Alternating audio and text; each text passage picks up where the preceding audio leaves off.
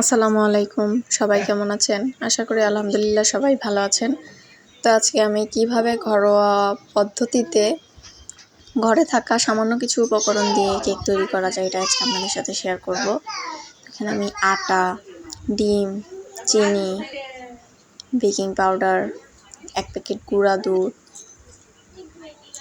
ভালোভাবে নিয়ে নিছি যা যা লাগবে। এরপর আমি ডিমগুলো ভালোভাবে ফাটিয়ে নিব এবং কুসুমটা আমি আলাদা করে নিব আগে, আর সাদা অংশটা আলাদা রেখে দিব। এই তো চিনি, সাদা অংশটার মধ্যে আমি হালকা একটু চিনি দিব আর ইলেকট্রিক বিটারের সাহায্যে বিট করে নিব। কিছুক্ষণ বিট করব, আবার কিছুটা চিনি দিব। এরকমভাবে আস্তে আস্তে বিট করে নিলে ফোমটা সুন্দরভাবে হয় আর কি। এই তো দেখুন একবার বিট করার পরে এরকম হালকা ফেনা ফেনা হয়ে গেছে। তো এর মধ্যে আমি আরও বেশ কিছুটা চিনি দিয়ে দিলাম, দিয়ে আবারও ভালোভাবে বিট করে নিব। এটা দেখুন বিট করার পরে কেমন একটা ক্রিমি একটা ভাব চলে আসছে কিন্তু কেকের ব্যাটারের জন্য। এই তো বেশ কিছুক্ষণ ধরে ভালোভাবে বিট করে নিচ্ছি।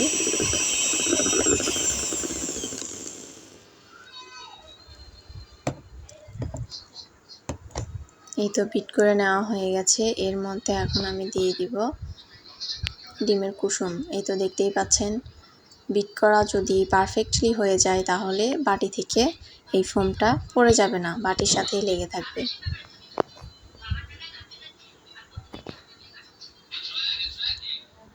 এরপর আমি আলাদা করে রাখা ডিমের কুসুমটা এই ফোমের ভিতর দিয়ে দিব, দিয়ে আবারও ভালোভাবে কিছুক্ষণ বিট করে নিব।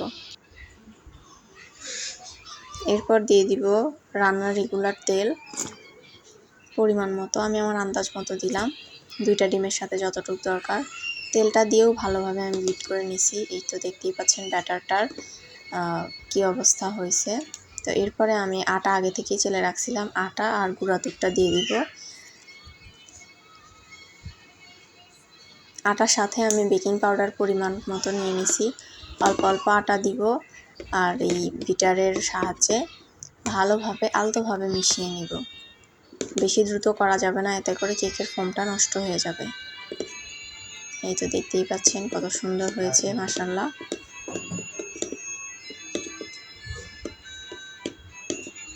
আস্তে আস্তে এভাবে হাতের সাহায্যে ঘুরিয়ে ঘুরিয়ে আমি ব্যাটারটা মিক্স করে নেব। তারপরে যে হার্ট শেপের এই মোল্ডের মধ্যে আমি আজকে কেকটা বসাবো। আপনারা চাইলে যে কোনো স্টিলের বাটিতেও দিতে পারেন, আমার হাতের কাছে এটা ছিল তাই আমি এটাতেই দিচ্ছি। এই তো কেকের ব্যাটারটা এর ভিতর দেওয়ার পরে চারপাশে যেন কোনো ফ্লাফ না থাকে, এই জন্য আমরা এভাবে একটু ঝাঁকি দিয়ে নিচ্ছি। তো শেষের দিকে আমি দিয়ে দিলাম কিছু চেরি। এটা না দিয়ে আপনারা কিশমিশ অথবা বাদাম আপনাদের ইচ্ছা মতো দিতে পারেন। তো শুরুতে আমি চুলার মধ্যে প্রিহিট করে নিয়েছি একটা পুরাতন ভাঙা পাতিল দিয়ে। এই তো দেখুন কেকের অবস্থাটা কতটা স্পঞ্জি হয়েছে। তো যাই হোক, আজকের ভিডিওটা এই পর্যন্তই। সবাই ভালো থাকবেন, সুস্থ থাকবেন, নিরাপদে থাকবেন। আর আজকের ভিডিওটা যদি ভালো লেগে থাকে তাহলে অবশ্যই ভিডিওটি শেয়ার করে দিবেন। ততক্ষণ পর্যন্ত সবাইকে আল্লাহ হাফেজ।